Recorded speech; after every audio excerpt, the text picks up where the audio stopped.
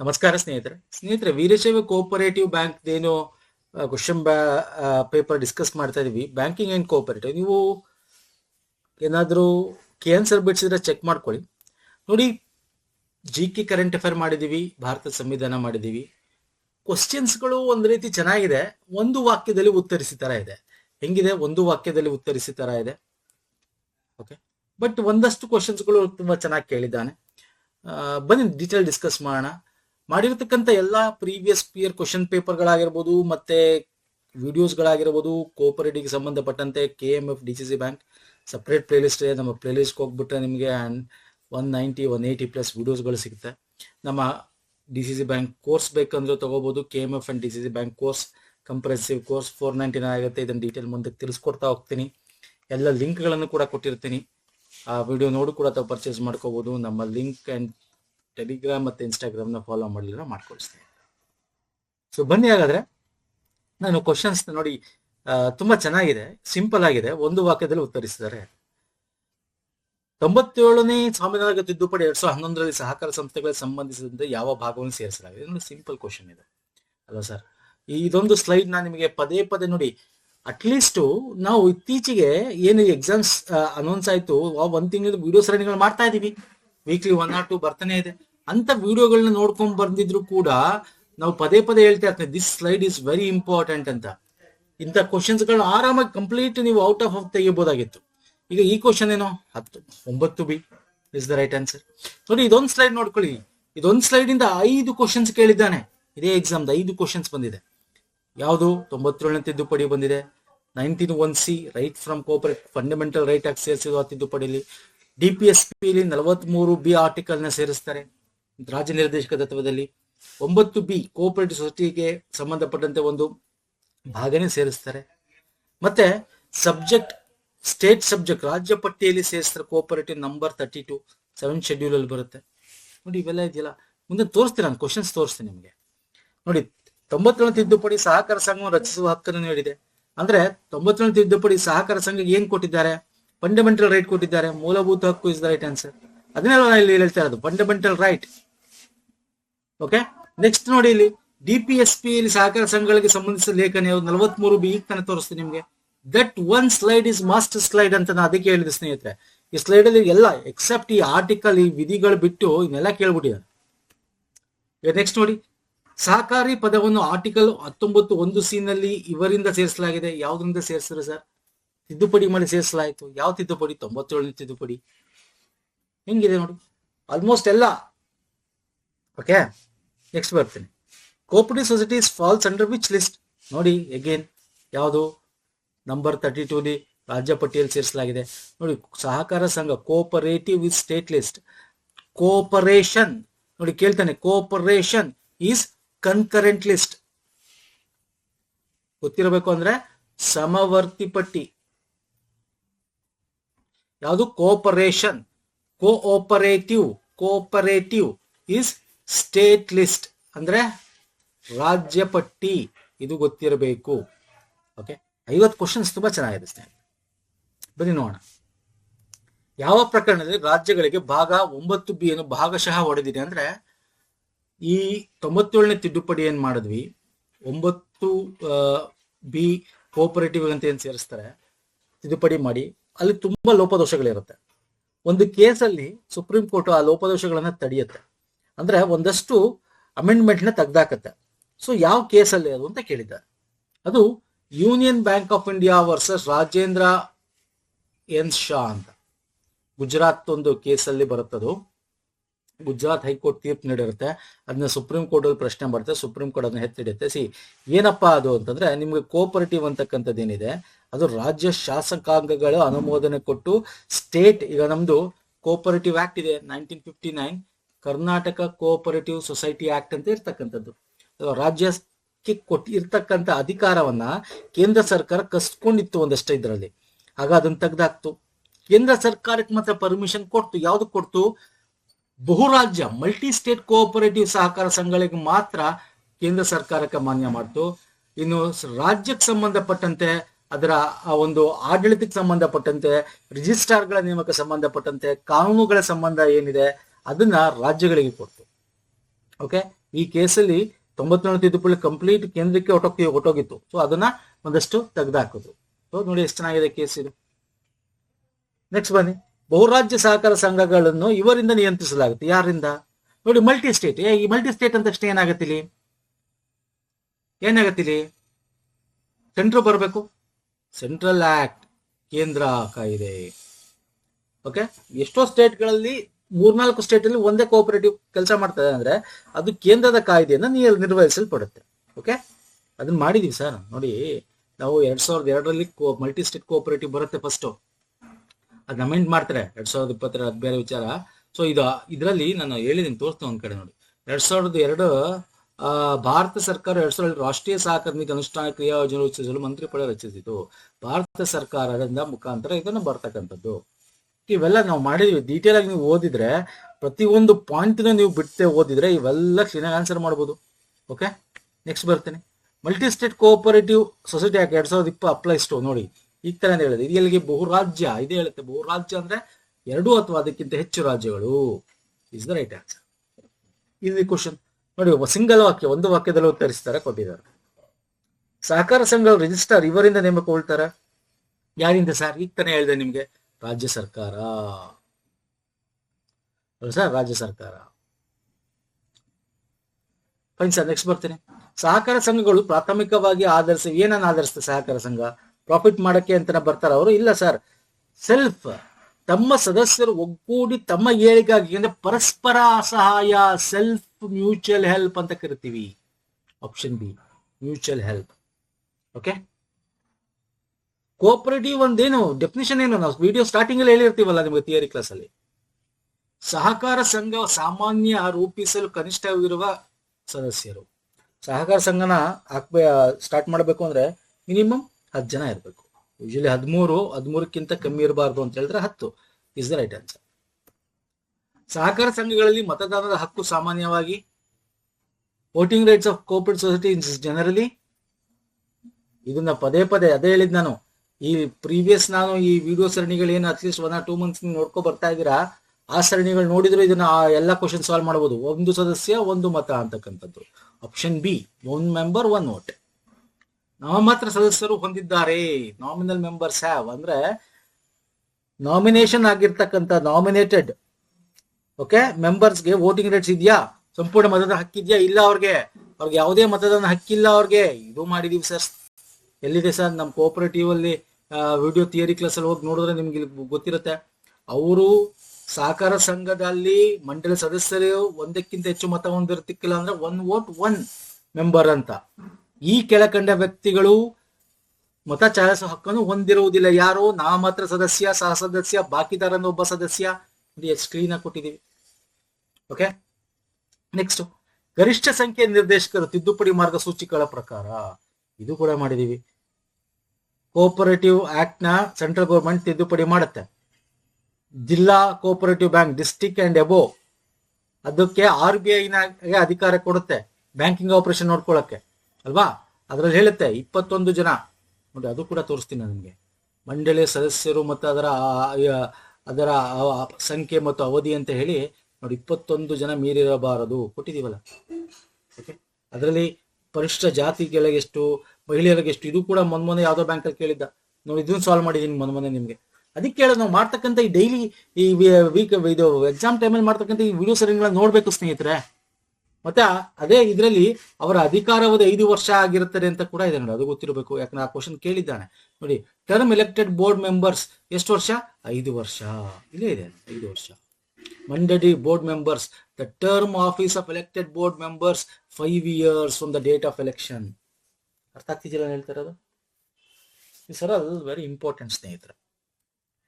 Okay, ಇವೆಲ್ಲ ಅದಕ್ಕೆ ನಮ್ಮ ಕೋರ್ಸ್ ತಗೊಂಡಿಲ್ಲ, ತಗೊಳ್ಳಿ ಅಂತ ನಮ್ಮ PDF ತಗೊಂಡಿಲ್ಲ, ತಗೊಂಡು ಓದಿ. ವಿಡಿಯೋಸ್ ಇದೆ, ಫ್ರೀಯಾಗಿ ನೋಡ್ತೀನಿ ಅಂದ್ರೆ ವಿಡಿಯೋಸ್ ನೋಡ್ಕೊಳ್ಳಿ. ಮಂಡಳಿಯ ಚುನಾವಣೆಗಳನ್ನು ಇವರಿಂದ ನಡೆಸಬೇಕಾಗುತ್ತದೆ. ಎಲೆಕ್ಷನ್ ನಮ್ಮ ಕೋಆಪರೇಟಿವ್ಗೆ ಸಪರೇಟ್ ಎಲೆಕ್ಷನ್ ಇದಿರುತ್ತೆ, ಯಾವುದೋ ಕಮಿಷನ್ ಇರುತ್ತೆ, ಸ್ವತಂತ್ರ ಅಧಿಕಾರ. ಓಕೆ, ಕೋಆಪರೇಟಿವ್ ಎಲೆಕ್ಷನ್ ಮಾಡಕ್ಕೆ ಸಪರೇಟ್ ಇರುತ್ತೆ. ಅದಕ್ಕೆ ಯಾವುದೇ ರಾಜ್ಯ ಚುನಾವಣಾಧಿಕಾರ ಆಗಿರ್ಬೋದು, ಕೇಂದ್ರದ ಮಾಡಲ್ಲ. ಇದಕ್ಕೆ ಸಪರೇಟ್ ಒಂದು ಎಲೆಕ್ಷನ್ ಬೋರ್ಡ್ ನ ಮಾಡ್ತಾರೆ. ಸಹಕಾರ ಸಂಘಗಳ ಲೆಕ್ಕ ಪರಿಶೋಧನೆ ಇವರಿಂದ ನಡೆಸಲ್ಪಡುತ್ತೆ. ಯಾರಿಂದ ಸರ್? CAG ಮಾಡ್ತಾರೆ ಸಹಕಾರ ಸಂಘದ. ಅವ್ರು ಯಾಕೆ ಬಂದ್ ಮಾಡ್ತಾರೆ? ಮಾಡಲ್ಲ. ಚಾರ್ಟರ್ಡ್ ಅಕೌಂಟ್ ಮಾಡ್ತಾರೆ? ಇಲ್ಲ. ರಿಜಿಸ್ಟ್ರಾರ್ ಅನುಮೋದಿತ ಆಡಿಟರ್ ನೋಡಿ, ಇದು ರಿಜಿಸ್ಟ್ರಾರ್ ಅಂತ ಕೊಡ್ತಾರೆ, ಒಂದ್ಸಲ ಸರ್ಕಾರ ಅಂತ ಕೊಡ್ತಾರೆ, ಸರ್ಕಾರದಿಂದ ಆಯ್ಕೆಯಾದ ಆಡಿಟರ್ ಅಂತ ಕೊಡ್ತಾರೆ, ಒಂದ್ಸಲ ರಿಜಿಸ್ಟ್ರಾರ್ ಅಂತ ಕೊಡ್ತಾರೆ, ಎರಡು ಕರೆಕ್ಟ್. ರಿಜಿಸ್ಟ್ರಾರ್ ಯಾರು ನೇಮಕ ಮಾಡ್ತಾರೆ? ಸರ್ಕಾರನೇ ನೇಮಕ ಮಾಡೋದು ಅಲ್ವಾ ಸರ್? ರಿಜಿಸ್ಟರ್ ಆಫ್ ಕೋಆಪರೇಟಿವ್ಸ್ ಯಾರು ನೇಮಕ ಮಾಡ್ತಾರೆ? ಓಕೆ, ಇವೆಲ್ಲ ಮಾಡಿದೀವಿ ಇಲ್ಲಿ ಇದೆ. ಓಕೆ, ನೆಕ್ಸ್ಟ್ ಬನ್ನಿ. Annual general meeting must be held with in, ವಾರ್ಷಿಕ ಸಾಮಾನ್ಯ ಸಭೆ ಇದ್ರೊಳಗೆ ನಡೆಯಬೇಕು. ಎಷ್ಟರೊಳಗೆ ನಡಿಬೇಕು ಸರ್? 3 ತಿಂಗಳು, 6 ತಿಂಗಳು, 9 ತಿಂಗಳು, 1 ವರ್ಷನ? ಇಲ್ಲೇ ನೋಡಿ, ಹಿಂದಿನ ನೋಡಿ, ಸಾಮಾನ್ಯ ಸಭೆ ಏನಿದೆ ಸರ್? ಆರ್ಥಿಕ ವರ್ಷದ ಮುಕ್ತಾಯದ 6 ತಿಂಗಳ ಅವಧಿಯೊಳಗೆ ಕರೆಯಬೇಕು ಎಂದು ರಾಜ್ಯ ಶಾಸಕಾಂಗ ಒದಗಿಸುವುದು. ಸೊ 6 ಮಂತ್ಸ್ ನೋಡಿ, ಇವೆಲ್ಲ ಓದಬೇಕು ಅನ್ನೋದು ಅದಕ್ಕೆ ಸ್ನೇಹಿತರೆ. ಕ್ಲೀನ್ ಆಗಿ ಓದಿದ್ರೆ ಔಟ್ ಆಫ್ ಮಾರ್ಕ್ಸ್ ತೆಗಿಬಹುದು. ನೆಕ್ಸ್ಟ್, ಕೋರಂ ಅಗತ್ಯವನ್ನು ಇದರಲ್ಲಿ ನಿರ್ದಿಷ್ಟಪಡಿಸಲಾಗಿದೆ. ಕೋರಂ ಎಲ್ಲಿದೆ ಸರ್? ಕೋಆಪರೇಟಿವ್ ಆಕ್ಟ್ ಅಲ್ಲಿದೆ. ಕೋಆಪರೇಟಿವ್ ಆಕ್ಟ್ ಅನ್ನೋದು ಏನದು? ಅದೊಂದು ಕೋಆಪರೇಟಿವ್ಗೆ ಸಂಬಂಧಪಟ್ಟಂತೆ ಒಂದು ಸಂವಿಧಾನ ತರ. ಅಂದ್ರೆ ಸಂವಿಧಾನ ಅಲ್ಲ, ಸಂವಿಧಾನ ಇಸ್ ಡಿಫರೆಂಟ್. ನಮ್ಮ ಸಂವಿಧಾನ, constitution of India is different. But ಕೋಆಪರೇಟಿವ್ಗೆ ಸಂವಿಧಾನ ಯಾವುದು? ಅವರ ಬೈಲಾ, ಅವರ ಕಾಯ್ದೆ, ಬೈಲಾಗಳು ಅಂತ ಕರಿತೀವಿ, ಉಪನಿಯಮಗಳು, ಬೈಲಾಸ್ ಅಲ್ಲಿ ಅವ್ರು ಏನೇನ್ ಮಾಡ್ಬೇಕು, ಹೆಂಗೆ ಅಂತ ನಿಯಮಗಳು ರೂಪಿಸ್ಕೊಂಡಿರ್ತಾರೆ ಅಲ್ವಾ ಸರ್? ಎಸ್, ನೆಕ್ಸ್ಟ್ ಬನ್ನಿ. 11A ಪ್ರಕರಣದಲ್ಲಿ ಬರುತ್ತದು. Next, net profit allocation includes, ನಿವ್ವಳ ಲಾಭ. ಈಗ ಅವ್ರಿಗೆ ಲಾಭ ಬಂತು ಸರ್, ಲಾಭನ ಹೆಂಗೆ ಹಂಚಿಕೆ ಮಾಡ್ತಾರೆ ಅವರು? ಓಕೆ, ಡಿವಿಡೆಂಡ್ ಮಾಡ್ತಾರ, ಮೀಸಲು ನಿಧಿ ಕಳಿಸ್ತಾರ, ಕಲ್ಯಾಣ ನಿಧಿ ಅಥವಾ ಎಲ್ಲವ ಸರ್? ಲಾಭ ಬಂದಿದ್ದ ಅವ್ರವ್ರು ಹಂಚ್ಕೋತಾರೆ ಒಂದು. ಓಕೆ, ಡಿವೈಡೆಂಡ್ ಅಂತ ಕರೀತೀವಿ. ಓಕೆ, ಆಮೇಲೆ ಅವರ ಒಂದು ರಿಸರ್ವ್ ಫಂಡ್ ಇರುತ್ತೆ, ಅಲ್ಲಿಗೂ ಕೊಡ್ಬೇಕು ರಿಸರ್ವ್ ಫಂಡ್. ರಿಸರ್ವ್ ಫಂಡ್ ಅಂದೇನು? ಡಿವೈಡೆಂಡ್ ಅಂದ್ರೆ ಅವ್ರ ನಡುವೆ ಹಂಚ್ಕೊಳ್ಳೋದು. ಮೀಸಲು ನಿಧಿ ಅಂದ್ರೇನು? ಒಂದಷ್ಟು ಎಮರ್ಜೆನ್ಸಿ ಪರ್ಪಸ್ಗೆ ಲಾಸ್ ಆಗೋ ಟೈಮಲ್ಲಿ ಏನಾದ್ರು ಫಂಡ್ ಇಲ್ದಿರೋ ಟೈಮಲ್ಲಿ ಅದನ್ನ ದುಡ್ಡು ತಗೋಬಹುದು. ಈಗ ಕೋಆಪರೇಟಿವ್ ಏನಾದ್ರು ಮುಚ್ಕೊಂಡು ಹೋಗ್ತಾ ಇದೆ ಅಂದ್ರೆ ಆ ರಿಸರ್ವ್ ಫಂಡ್ ಅಲ್ಲಿ ಅಮೌಂಟ್ ಇರೋದನ್ನ ಅವರ ಮೆಂಬರ್ಸ್ ಮತ್ತೆ ಅವ್ರಿಗೆ ಸಾಲ ಕೊಟ್ಟಿರೋ ಅವ್ರಿಗೆ ಕೊಡ್ಬೋದು ವಾಪಸ್ಸು ಅಲ್ವಾ? ಅದನ್ನ ನಾವು ಮೀಸಲು ನಿಧಿ ಅಂತ ಎಕ್ಸ್ಟ್ರಾ ಇಟ್ಕೊಳ್ತೀವಿ. ನಾವೀಗ ಎಮರ್ಜೆನ್ಸಿಗೆ ಇರ್ಲಿ ಅಪ್ಪ ಅಂತ ಒಂದು ಡಬಲ್ ದುಡ್ಡು ಇಟ್ಟಿರ್ತೀವಲ್ಲ ಹಂಗೆ, ಅಥವಾ ಬ್ಯಾಂಕಲ್ಲಿ ಒಂದು ಅಕೌಂಟ್ ಅಲ್ಲಿ ಇಟ್ಟಿರ್ತೀವಲ್ಲ ಹಾಗೆ. ಕಲ್ಯಾಣ ನಿಧಿ, ಹೌದು ಸರ್, ಅಲ್ಲಿ ಕೆಲಸ ಮಾಡ್ತಕ್ಕಂಥವ್ರಿಗೆ ವೆಲ್ಫೇರ್ ಏನಾದ್ರು ಹೆಚ್ಚು ಕಮ್ಮಿ ಆದಾಗ ಅವ್ರಿಗೆ ವೆಲ್ಫೇರ್ ನಿಧಿ ಅಂತ ಇರುತ್ತೆ, ಕಲ್ಯಾಣ, ಅದು ಕೂಡ ಕರೆಕ್ಟ್. ಸೊ ಈ ಲಾಭದಿಂದ ಅದನ್ನೆಲ್ಲ ಮಾಡ್ತಕ್ಕಂಥದ್ದು. ಸೊ ಎಲ್ಲವೂ is the right answer. Okay, ಎಲ್ಲವೂ ಇಸ್ ದ ರೈಟ್. ನೌಕರ ಅನುಕೂಲ ಯೋಗಕ್ಷೇಮಕ್ಕಾಗಿ ಕಲ್ಯಾಣ ನಿಧಿ ಇರುತ್ತೆ. ಭವಿಷ್ಯದ ಬಳಕೆಗಾಗಿ ಕಂಪನಿ ಆರ್ಥಿಕ ಸ್ಥಿತಿಗೋಸ್ಕರ ನಾನು ಹೇಳಿದೆ ನಿಮ್ಗೆ ಮೀಸಲು ನಿಧಿ ಇರುತ್ತೆ. ಷೇರುದಾರರಿಗೆ ಮಾಡಿದ ಪಾವತಿ ಲಾಭಾಂಶ, ಡಿವೈಡೆಂಡ್ ಅಂದ್ರೆ. ಸೊ ಎಲ್ಲವೂ is the right answer. Next, reserve fund ಕೊಡುಗೆ ಕಡ್ಡಾಯವಾಗಿದೆ. ಹೌದು, that is yes. Reserve fund ಇರಲೇಬೇಕು. ನಾನು ಈಗ ತಾನೇ ಅದನ್ನ ಹೇಳ್ತಾ ಇದ್ದೆ. ಓಕೆ, ರಿಸರ್ವ್ ಫಂಡ್ ಅಂದ್ರೆ ಏನು? ಇಲ್ಲೇ ನೋಡಿದ್ವಲ್ಲ, ಏನು ಸರ್? ಮೀಸಲು ಫಂಡ್, ಅದು ಪ್ರತಿಯೊಂದರಲ್ಲೂ ಇರಲೇಬೇಕು, ಕಡ್ಡಾಯ. ಹೌದು sir. Okay, next, audit classification is based on. Audit ಹೆಂಗ್ ವರ್ಗೀಕರಣ ಮಾಡ್ತೀವಿ? ಪ್ರಾಫಿಟ್ ಮೇಲೆ ಅಲ್ಲ. ಆಡಿಟ್ ಮಾಡೋದು ನಾವು ಆ ಒಂದು ಸಂಸ್ಥೆಯ ಒಂದು ಆರ್ಥಿಕತೆ, ಟ್ರಾನ್ಸ್ಪರೆನ್ಸಿ ಸರಿಯಾಗಿದೆಯೋ ಇಲ್ವಾ ಅಂದ್ರೆ ಹೆಲ್ತ್ ಚೆಕಪ್ ತರ ಆಡಿಟ್ ಮಾಡೋದು ಅಲ್ವಾ? ನಿಮ್ಮ ಆರೋಗ್ಯವನ್ನು ಕೂಡ ನೀವು ಆಡಿಟ್ ಮಾಡ್ಕೋಬೇಕು. ಆಡಿಟ್ ಇನ್ ದ ಸೆನ್ಸ್ ಹೋಗಿ ನೀವು ಆರೋಗ್ಯ ಚೆಕಪ್ ಮಾಡ್ಕೋತಾ ಇರಬೇಕು, ಹೆಲ್ತ್ ಚೆಕಪ್. ಆಗ ನಿಮ್ದು ಯಾವ್ದು ಸರಿ ಇದೆ ಯಾವ್ದು ಸರಿ ಇಲ್ಲ ಅಂತ ಗೊತ್ತಾಗುತ್ತೆ. ಹಂಗೆ ಇಲ್ಲೂ ಕೂಡ ಪ್ರತಿ ವರ್ಷ ನಾವು ಆಡಿಟ್ ಮಾಡಿದಾಗ ಲೆಕ್ಕ ಸರಿ ಇದೆಯಾ, ಕರೆಕ್ಟ್ ಆಗ್ತಿದೆಯಾ, ಎಲ್ಲಿ ತಪ್ಪಿದೆ ಅಂತ ಗೊತ್ತಾಗುತ್ತೆ. ಆರ್ಥಿಕ ಆರೋಗ್ಯ ಅಂತ ಕರಿತೀವಿ, ಫೈನಾನ್ಷಿಯಲ್ ಹೆಲ್ತ್ ಅಂತ ಕರಿತೀವಿ. Okay fine sir. ಅದ್ರ ಅಡಿಯಲ್ಲಿ ಬಂಡವಾಳ ಡಿವೈಡು ಮಾಡ್ತೀವಿ ನಾವು. ಆರ್ಥಿಕ ಆರೋಗ್ಯ ಅಂದ್ರೆ ಅದ್ರ ಬಂಡವಾಳ ಸಮರ್ಪಕತೆ ಇದೆಯಾ, ಸಾಲದ ಪ್ರಮಾಣ ಕರೆಕ್ಟ್ ಇದೆ, ಲಾಭದಾಯಕ ಆಗಿದೆಯಾ, ಅದರ ಹಿಸ್ಟ್ರಿ ಏನು, ಲೆಕ್ಕ ಪರಿಶೋಧನೆ ಅನುಸರಣೆ ಪಾರದರ್ಶಕತೆವಾಗಿದೆಯಾ, ನಿರ್ವಹಣಾ ಗುಣಮಟ್ಟ ಸರಿ ಇದೆಯಾ, ಎಲ್ಲ ಕೂಡ ಚೆಕ್ ಮಾಡ್ತಾರೆ. ಸಹಕಾರ ಸಂಘದ ಪುಸ್ತಕಗಳನ್ನು ಯಾರು ಪರಿಶೀಲಿಸಬಹುದು? ರಿಜಿಸ್ಟ್ರಾರ್, ಸದಸ್ಯರು, ಸರ್ಕಾರ, ಎಲ್ಲವೂ is the right answer. Okay, ಅವರ ಬುಕ್ ನ ಯಾರು ಬೇಕು ಇನ್ಸ್ಪೆಕ್ಟ್ ಮಾಡಿ. Transparency important. ರಿಜಿಸ್ಟ್ರಾರ್ ಮಾಡಬಹುದು, ಸದಸ್ಯರು ಕೂಡ ಚೆಕ್ ಮಾಡಬಹುದು, ಸರ್ಕಾರ ಕೂಡ ಆಡಿಟರ್ ಮುಖಾಂತರ ಚೆಕ್ ಮಾಡಿಸುತ್ತೆ. ನೋಡಿ, ಕಾನ್ಸೆಪ್ಟ್ ಬೇಸ್ಡ್ ಬೇಸಿಕ್ ಕ್ವಶನ್ ಇದು. ಸದಸ್ಯರಿಗೆ ಸಾಲವನ್ನು ಆಧರಿಸಿದೆ. Loan two members is based. ಹೆಂಗ್ ಕೊಡ್ತಾರೆ ಲೋನು ಮೆಂಬರ್ಸ್ಗೆ? ಈಗ ನೀವು ಹೋದ್ರೆ ಸಿಂಪಲ್ ಸರ್, ಇದು ನೀವು ಕಾಮನ್ ಸೆನ್ಸ್ ಅಲ್ಲಿ ಯೂಸ್ ಮಾಡಿ. ನೀವು ಬ್ಯಾಂಕ್ ಹೋದ ತಕ್ಷಣ ನೀವು ಕೇಳಿದಷ್ಟು ಲೋನ್ ಕೊಟ್ಟು, ನಿಮ್ಗೂ ಇನ್ನೊಬ್ರಿಗೂ ಬೇರೆ ಬೇರೆ ಕೆಲಸ ಮಾಡ್ತಾ ಇರ್ತಾರೆ. ಆಟೋ ಓಡಿಸೋರ್ಗೂ IT ಕೆಲಸ ಮಾಡೋರ್ಗೂ ಒಂದೇ ತರ ಲೋನ್ ಕೊಡ್ತಾರೆ? ಇಲ್ಲ. ಅವರ ಒಂದು ಅಗತ್ಯತೆ ಏನಿದೆ, ಮನೆ ಕಟ್ತಾ ಇದ್ದಾನ, ಅಥವಾ ಓದಕ್ಕ ಅವ್ರ ಮಕ್ಕಳಿಗೆ, ಅಥವಾ ಬೇರೆದಕ್ಕ, ಯಾವ ಬೇಸಿಸ್ ಮೇಲೆ?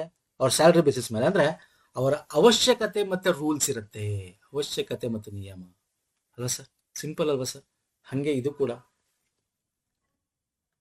Next, divide and distribution subject. ಈಗ ಲಾಭಾಂಶ ಹೆಂಗ್ ಡಿಸ್ಟ್ರಿಬ್ಯೂಟ್ ಮಾಡ್ತಾರೆ, ಡಿವೈಡೆಂಡ್ ನ ಹೆಂಗ್ ಮಾಡ್ತಾರೆ, ಹೆಂಗ್ ಬಿತ್ತಾನೆ, ಪ್ರಾಫಿಟ್ ಅಲ್ವಾ ಸರ್, ಅದು ಪ್ರಾಫಿಟ್, ಅದು ಹೌದು. ಏನು ಒಳಪಟ್ಟಿರುತ್ತೆ, ಆಡಿಟ್, ಹೌದು, ಆಡಿಟ್ ಮಾಡಿದಾಗೆ ಗೊತ್ತಾಗೋದು. ಉಪನಿಯಮಗಳು ಎಲ್ಲವೂ ಇಸ್ ದ ರೈಟ್ ಆನ್ಸರ್. ಇಲ್ಲೂ ಕೂಡ ಎಲ್ಲವೂ ಇಸ್ ದ ರೈಟ್ ಆನ್ಸರ್. ಅಂದ್ರೆ ಲಾಭಾಂಶ ಸಾಮಾನ್ಯವಾಗಿ ಯಾವ ತರ ಲಾಭ ಬಂದಿದೆ, ಯಾರಿಗೆ ಕೊಡಬೇಕು, ಅದರ ಲೆಕ್ಕ ಪರಿಶೋಧನೆ ಅಂತಿಮಗೊಳಿಸಿದ ಮೇಲೆ ಆ ಲಾಭಗಳು ಇಷ್ಟು ಬಂದಿದೆ ಅಂತ ಕರೆಕ್ಟ್ ಆಗಿ ಆಡಿಟ್ ಮುಖಾಂತರ ಗೊತ್ತಮೇಲೆ ಅದನ್ನ ಎತ್ತಿಡ್ತಕ್ಕಂಥದ್ದು. ಮತ್ತೆ ಕಾನೂನು ಅವ್ರದ್ದೇನಿದೆ, ಬೈಲಾದಲ್ಲಿ ಏನ್ ಹೇಳುತ್ತೆ, ಸೊ ಅದ್ರ ಪ್ರಕಾರ ಮಾಡಬೇಕು. ಸೊ ಎಲ್ಲವೂ is the right answer. Cooperative banks are regulated by, cooperative banks ಅಂತ ಕೊಟ್ಟಿರೋ, ಸೊಸೈಟಿ ಅಲ್ಲ. ಸೊಸೈಟಿ ಆದ್ರೆ ನಿಮಗೆ ಸ್ಟೇಟು, ಅರ್ಥ ಆಯ್ತಾ, ರಾಜ್ಯ. ಯಾವಾಗ ಡಿಸ್ಟಿಕ್ ಬ್ಯಾಂಕ್ ಅಂತ ಬರುತ್ತೆ, ಡಿಸ್ಟಿಕ್ ಅಂಡ್ ಎಬೋ, ಜಿಲ್ಲಾ ಕೋಆಪರೇಟಿವ್ ಬ್ಯಾಂಕ್ಸ್ ಮತ್ತೆ ಅದರ ಎಬೋ ರಾಜ್ಯ ಮಟ್ಟದ್ದು ಮಲ್ಟಿ ಸ್ಟೇಟ್, ಅದೆಲ್ಲ RBI ಬ್ಯಾಂಕಿಂಗ್ ನೋಡುತ್ತೆ, ಬೇರೆ ಆಡಳಿತ ರಾಜ್ಯ ನೋಡುತ್ತೆ. RBI plus state is the right answer. Banks ಅಂತ ಕೇಳಿದ್ರು, ಸೊಸೈಟಿ ಅಂತ ಕೇಳಿಲ್ಲ, ಸಂಘ ಅಂತ ಕೇಳಿಲ್ಲ. ಓಕೆ, ಇದನ್ನು ಮಾಡಿದ್ವಿ ನೋಡಿ, ಬ್ಯಾಂಕಿಂಗ್ ನಿಯಂತ್ರಣ ಕಾಯ್ದೆ, ನಾನು ಅದನ್ನೇ ಹೇಳಿದ್ವಿ. ನಾವು ಇವೆಲ್ಲ ಅಪ್ಡೇಟ್ ಮಾಡಿದೀವಿ ಸ್ನೇಹಿತರೆ, ಚೆಕ್ ಮಾಡಿ. ನಮ್ಮ PDF ತಗೊಂಡಿರೋರು, ಕೋರ್ಸ್ ತಗೊಂಡಿರೋರು, ವಿಡಿಯೋ ನೋಡಿರೋರು. ಓಕೆ, ಅದು ಬರ್ತೀನಿ. ನಬಾರ್ಡ್ ಏನ್ ಮಾಡುತ್ತೆ, ನಬಾರ್ಡು ನಮ್ಮ ಗ್ರಾಮೀಣ ಅಭಿವೃದ್ಧಿ ಬ್ಯಾಂಕ್ಗಳು ಕೋಆಪರೇಟಿವ್ ಬ್ಯಾಂಕ್ ನ ಏನ್ ಮಾಡುತ್ತೆ, ಸೂಪರ್ವೈಸ್ ಮಾಡುತ್ತೆ ಅಲ್ವಾ ಸರ್. ವಾಣಿಜ್ಯ ಬ್ಯಾಂಕ್ ಮಾಡೋದು RBI, ಫಾರಿನ್ ವಿದೇಶಿ ಬ್ಯಾಂಕ್ ಮಾಡೋದು ಕೂಡ ಭಾರತದಲ್ಲಿ RBI, ಖಾಸಗಿ ಬ್ಯಾಂಕ್ ಮಾಡೋದು ಕೂಡ RBI, ಸಹಕಾರಿ ಬ್ಯಾಂಕು ಮತ್ತು ರೂರಲ್ ಡೆವಲಪ್ಮೆಂಟ್ RRB ಗಳನ್ನ ಸೂಪರ್ವೈಸ್ ಮಾಡುತ್ತೆ. RRB ಯಾವುದು, ನಬಾರ್ಡ್ ಬ್ಯಾಂಕ್ಗಳು ಅಲ್ವಾ. ಪ್ರಾಥಮಿಕ ಕೃಷಿ ಸಾಲ ಸಂಘಗಳು ಇಲ್ಲಿ ಕಾರ್ಯನಿರ್ವಹಿಸುತ್ತೆ. ಪ್ರೈಮರಿ ಅಗ್ರಿಕಲ್ಚರ್ ಪ್ಯಾಕ್ಸ್ ಅಂತೀವಿ, ಎಲ್ಲಿ sir, it is the down one below, ಅಂದ್ರೆ ಡಿಸ್ಟ್ರಿಕ್ಟ್ ಲೆವೆಲ್ ಅಲ್ಲ, ವಿಲೇಜ್ ಲೆವೆಲ್, ಗ್ರಾಮ ಮಟ್ಟದಲ್ಲಿ.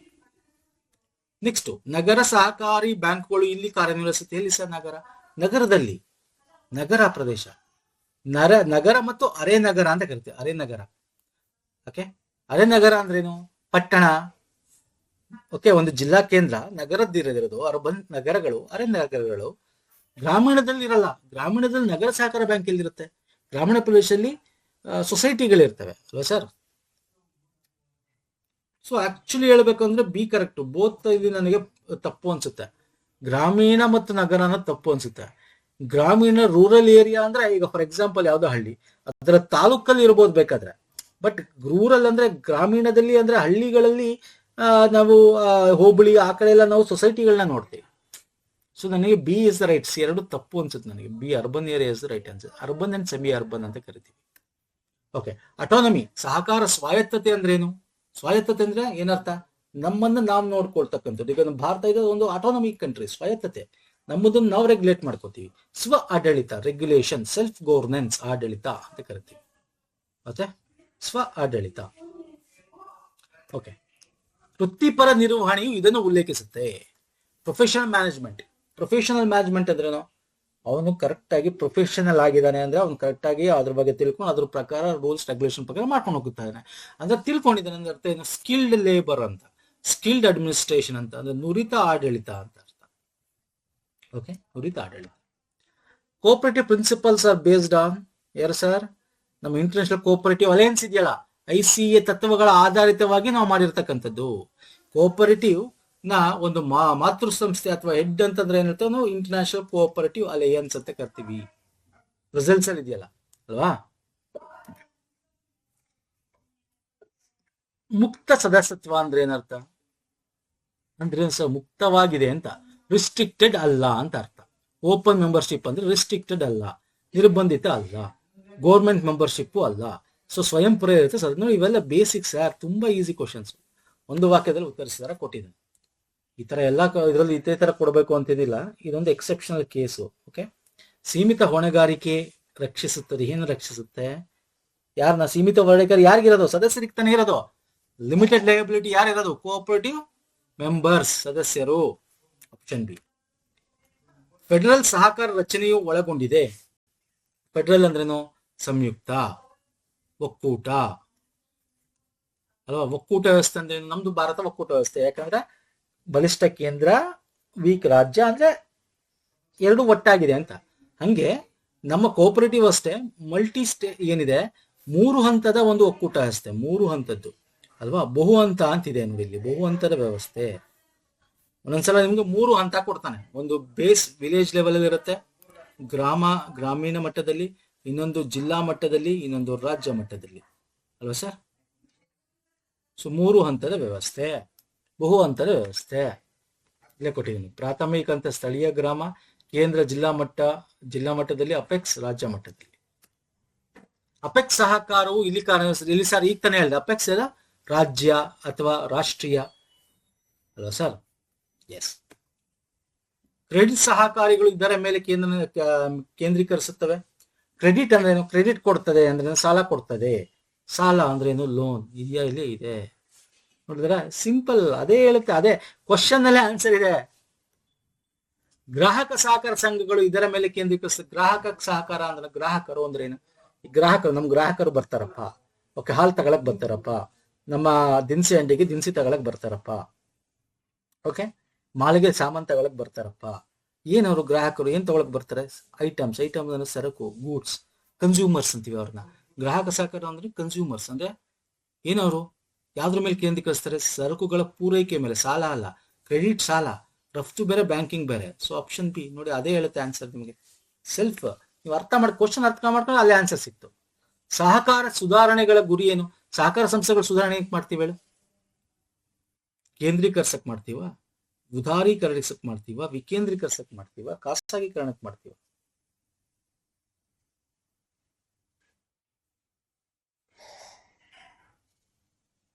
ವಿಕೇಂದ್ರೀಕರಣ. ಓಕೆ, ಏನಂಗಂದ್ರೆ ಕೇಂದ್ರ ಪ್ರಾಧಿಕಾರದಿಂದ ಸ್ಥಳೀಯ ಸದಸ್ಯ ಮಾಲೀಕತ್ವ ಸಂಸ್ಥೆಗಳ ಕಡೆಗೆ ಅವರ ಅಧಿಕಾರ. ಈಗ ನಮ್ದೇನೀಗ ಗ್ರಾಮ ಪಂಚಾಯಿತಿ ವಿಕೇಂದ್ರೀಕರಣ ತಾನೆ, ಅಂದ್ರೆ ಅಧಿಕಾರವನ್ನ ವಿಕೇಂದ್ರೀಕರಣ ಮಾಡಿದೀವಿ ತಾನೆ. ಗ್ರಾಮ ಮಟ್ಟದಲ್ಲಿ ಸ್ವಯಂ ಆಡಳಿತ ಇರ್ಲಿ ಅಂತ ಅವ್ರಿಗೂ ಒಂದಷ್ಟು ಅಧಿಕಾರ ಕೊಟ್ಟಿದ್ದೀವಿ ತಾನೆ. ಸಿಂಪಲ್ ಫಂಡ ಅಲ್ವಾ ಸರ್ ಇದುವೆ? ಸಹಕಾರ ಸಂಸ್ಥೆಗಳಿಗೆ ಸಂಬಂಧಿಸಿದ ಶ್ವೇತ ಕ್ರಾಂತಿ ಇದಕ್ಕೆ ಈಸಿ. ಶ್ವೇತ ಅಂದ್ರೇನು? ಹಾಲು. ನೋಡಿ ಎಷ್ಟು ಈಸಿ ಕ್ವಶನ್ ಇದೆ. ಸಹಕಾರ ಸಂಘಗಳನ್ನು ಖಚಿತಪಡಿಸಿಕೊಳ್ಳುವ ವಾರ್ಷಿಕ ಆಡಿಟ್ ಮಾಡಲಾಗುತ್ತದೆ. ಯಾಕೆ ಮಾಡ್ತೀವಿ ವಾರ್ಷಿಕ ಆಡಿಟ್? ಪ್ರಾಫಿಟ್ ತೆಗಿದೆಯಕ್ಕ ಅಲ್ಲ, ಪಾರದರ್ಶಕತೆ ಅಂದ್ರೆ ಟ್ರಾನ್ಸ್ಪರೆನ್ಸಿ ಇರಬೇಕು. ಎಲ್ಲರೂ ಗೊತ್ತಾಗ್ಬೇಕು ಆಡಿಟ್ ಮಾಡಿದಾಗ ಇಷ್ಟಿದೆ, ಇಷ್ಟು ಲಾಭ, ಇಷ್ಟು ಲಾಸು, ಇಷ್ಟು ಗೋಲ್ಮಾಲ್ ಎಲ್ಲ ಗೊತ್ತ. ಪಾರದರ್ಶಕತೆ ಇರ್ಬೇಕು, ಟ್ರಾನ್ಸ್ಪರೆನ್ಸಿ. ನೆಕ್ಸ್ಟ್, ಸ್ವಯಂ ಸಹಾಯ ತತ್ವ ಅಂದ್ರೆ ಏನರ್ಥ? ಸ್ವಯಂ ಅಂದ್ರೆ ನಮಗ್ ನಾವೇ, ಅಂದ್ರೆ ಪರಸ್ಪರ ಬೆಂಬಲ. ನೋಡಿ ಆಪ್ಷನ್ ಬಿ ಇದೆ. ಎಲ್ಲ ಕಾನ್ಸೆಪ್ಟ್ ಈಸಿ ಕ್ವಶನ್ಸ್ ಇದೆ ಸ್ನೇಹಿತರೆ. ಸದಸ್ಯರ ಆರ್ಥಿಕ ಭಾಗವಹಿಸುವಿಕೆ ಏನನ್ನು ಸೂಚಿಸುತ್ತೆ? ಸದಸ್ಯರ ಆರ್ಥಿಕ ಅಂದ್ರೆ ಎಕನಾಮಿಕ್ ಪಾರ್ಟಿಸಿಪೇಷನ್ ಏನ್ ಹೇಳುತ್ತೆ? ಗೋರ್ಮೆಂಟ್ ಫಂಡಿಂಗ್ ಅಲ್ಲ. ಸದಸ್ಯರ ಕೊಡುಗೆ ಹೇಳುತ್ತೆ? ಹೌದು. ಸಾಲಗಳು ಅಲ್ಲ. ನೋಡಿ ನಿಮಗೆ ಆಪ್ಷನ್ ಈಸಿ ಕೊಟ್ಬಿಟ್ಟಿದ್ದಾನೆ. ತುಂಬಾ ನೋಡಿದ ತಕ್ಷಣ ಹೇಳ್ಬೋದು ಈ ಬೇರೆ ಆಪ್ಷನ್ಸ್ ಅಲ್ವೇ ಅಲ್ಲ ಅಂತ ಅಂದ್ಬಿಡ್ಬೋದು. ಅಷ್ಟು ಡಿಫ್ರೆನ್ಸ್ ಇದೆ ಆಪ್ಷನ್ಸ್, ಒಂದಕ್ಕೊಂದು ರಿಲೇಟಿವ್ ಆಗಿ ಹತ್ತತ್ರ ಇಲ್ಲ. 4 ದಿಕ್ಕಲ್ಲಿ 3 ದಿಕ್ಕೇ ಬೇರೆ, ಇನ್ನೊಂದು ಕರೆಕ್ಟ್ ಆಗಿ ಆನ್ಸರ್ ಮಾಡಬಹುದು. ಆ ತರ ಇದೆ ಆಪ್ಷನ್ಸ್. ಸಹಕಾರ ಶಿಕ್ಷಣ ಏನ್ ಮಾಡುತ್ತೆ? ಸಹಕಾರ ಕೋಆಪರೇಟಿವ್ ಶಿಕ್ಷಣ ನಮ್ಗೆಲ್ಲ ತಿಳ್ಕೊಳಕ್ ಮಾಡುತ್ತೆ. ಅಂದ್ರೆ ಅವೇರ್ನೆಸ್ ಅಂದ್ರೆ ಜಾಗೃತಿ. ಲಾಭ ತೆರಿಗೆ ನಿಯಂತ್ರಣ ಅಲ್ಲ. ನೋಡಿದ್ರ ಆಪ್ಷನ್ ನೋಡಿದ ತಕ್ಷಣ ಹೇಳ್ಬಿಡ್ಬೋದಾ? 3 ಆಪ್ಷನ್ ಯಾವ್ದಕ್ಕೂ ಈ ಕ್ವಶನ್ ಸಂಬಂಧನೇ ಅಲ್ಲ. ನೆಕ್ಸ್ಟ್, ಸಹಕಾರಿಗಳ ಅಂತಿಮ ಉದ್ದೇಶ ಏನು? ಲಾಭ ಮಾಡೋದ ಅಲ್ಲ, ಜನರ ಸ್ವಯಂ ಆಡಳಿತ, ಒಬ್ರಿಗೊಬ್ರು ಹೇಳಿಲ್ಲ ಅಂದ್ರೆ ಕಲ್ಯಾಣ. ತೆರಿಗೆ ಅಲ್ಲ, ವ್ಯಾಪಾರ ಅಲ್ಲ. ಇದ್ರು ಅಷ್ಟೇ ನೋಡಿ. ಇವೆಲ್ಲ ಒಂದು ಕ್ವಶನ್ಸ್ ಗಳನ್ನ ಡಿಸ್ಕಸ್ ಮಾಡಿದ 50 ಕ್ವಶನ್ಸ್ಗಳು. ನಮ್ಮ ಕೋಆಪರೇಟಿವ್ ಒಂದು ಕೋರ್ಸ್ ತಗೊಂಡ್ರೆ ಸ್ಟ್ರಕ್ಚರ್ಡ್ ಅದೇ ರೀತಿ ಇವೆಲ್ಲ ಏನಿದೆ ಇವೆಲ್ಲ ಆಲ್ರೆಡಿ ಡಿಸ್ಕಸ್ ಮಾಡಿರೋದೆ. 125 ಕ್ವಶನ್ಸ್, 75, 100 ಕ್ವಶನ್ಸ್, 100 ಕ್ವಶನ್ಸ್, ಈ ತರ 500 ಕ್ವಶನ್ಸ್ಗಳ PDF ಸಿಗುತ್ತೆ ನಿಮಗೆ. ಮತ್ತೆ ಥಿಯರಿ ಕ್ಲಾಸ್ ಸಿಗುತ್ತೆ. ಮತ್ತೆ ನಮ್ಮ ವಿಡಿಯೋ ಸರಣಿಗಳಲ್ಲಿ ನಿಮಗೆ ಕನ್ನಡ, ಇಂಗ್ಲಿಷ್, ಸಂವಿಧಾನ ಆಗಿರ್ಬೋದು, ಕನ್ನಡ ಅದರ ಪ್ರಶ್ನೋತ್ತರಗಳಾಗಿರ್ಬೋದು, ಎಲ್ಲ ಸ್ಟ್ರಕ್ಚರ್ಡ್ ಏನ್ ಸಿಲೆಬಸ್ ಇದೆ ಅದರ ಪ್ರಕಾರ. ಜೊತೆಗೆ ಥಿಯರಿ ಕ್ಲಾಸ್ ಸಹಕಾರದ್ದು, KMF ಮತ್ತೆ ಥಿಯರಿ ಮತ್ತೆ ಅದರ ಒಂದು 100 ಪ್ರಶ್ನೆಗಳ ಒಂದು PDF ಆಗಿರ್ಬೋದು, ಮತ್ತೆ 500 ಪ್ರಶ್ನೆಗಳ ಕೋಆಪರೇಟಿವ್ ಬ್ಯಾಂಕಿಂಗ್ PDF ಆಗಿರೋದು. ಈ 3 PDF ನಿಮಗೆ ಸಿಗುತ್ತೆ. ಸೊ ಈ ಒಂದು video DCC bank and KMF video ನಾನು ಈ ವಿಡಿಯೋ ಎಂಡಲ್ಲಿ ಹಾಕಿರ್ತೀನಿ, ಡಿಸ್ಕ್ರಿಪ್ಷನ್ ಬಾಕ್ಸ್ ಇರುತ್ತೆ. ನೋಡಿ ಹೆಂಗ್ ತಗೋಬೇಕು ಅಂತ. ಬೇಕಂದ್ರೆ ತಗೊಳ್ಳಿ, ಪರ್ಚೇಸ್ ಮಾಡಿ. ನಿಮಗೆ ಅಪ್ಕಮಿಂಗ್ ಎಕ್ಸಾಮ್ಸ್ಗೆ ಹೆಲ್ಪ್ ಆಗುತ್ತೆ ಸ್ನೇಹಿತರೆ. ಕ್ವಶನ್ಸ್ ಹೆಂಗಿತ್ತು ನೋಡ್ಕೊಳ್ಳಿ, ಅದ್ರ ಪ್ರಕಾರ ನೀವು ಚೆಕ್ ಮಾಡ್ಕೊಳ್ಳಿ. ಇಷ್ಟ ಆಗಿರೋ ಲಿಂಕ್ ಎಲ್ಲ ಲಿಂಕ್ಗಳನ್ನು ಕೊಟ್ಟಿರ್ತೀನಿ, ನಾನು ಏನೇನು ಹೇಳಿದೆ. ಲೈಕ್ ಮಾಡಿ, ವಿಡಿಯೋನ ಶೇರ್ ಮಾಡಿ, ನಮ್ಮ ಟೆಲಿಗ್ರಾಮ್, ಇನ್ಸ್ಟಾಗ್ರಾಮ್ ಫಾಲೋ ಮಾಡೋದನ್ನ ಮಾಡ್ಕೊಡಿ ಸ್ನೇಹಿತರೆ. ನೆಕ್ಸ್ಟ್ ವಿಡಿಯೋ ಪುನಃ ಸಿಗ್ತೀನಿ. ನಮಸ್ಕಾರ, ಧನ್ಯವಾದಗಳು.